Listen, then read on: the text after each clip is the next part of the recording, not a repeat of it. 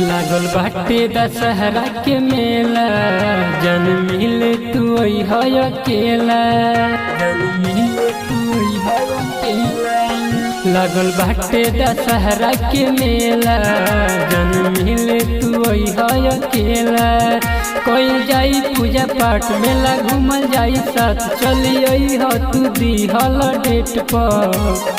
भेंट होई मंदिर के गेट पर सोना, भेंट होई मंदिर के गेट पर, भेंट होई मंदिर के गेट पर सोना, भेंट होई मंदिर के गेट पर,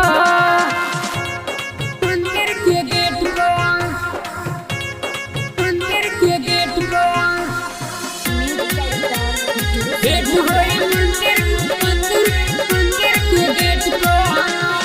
सुनो ये जान दिहे ध्यान, तोहरे के मांगे माई से आइल बनी, बड़ी महान जाने जहान, दिहे दर्शन माइलो भाइल बनी।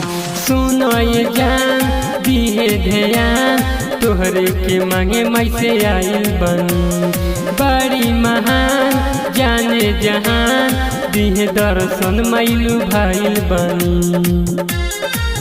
ई दुनिया जिए ना दी कोई जाई हमनी के शादी, मई दिहे आशीर्वाद जिंदगी होई आबाद, खुश हो जाइबू तू एही सेट पर। भेंट होई मंदिर के गेट पर सोना, भेंट होई मंदिर के गेट पर, भेंट होई मंदिर के गेट पर सोना, भेंट होई मंदिर के गेट पर।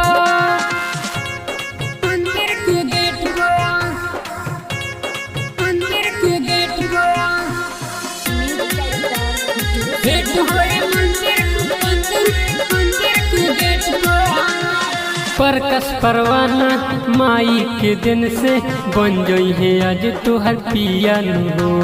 सुनो ये जान बरल जाई माई के नमवा से हरदम दिया हो।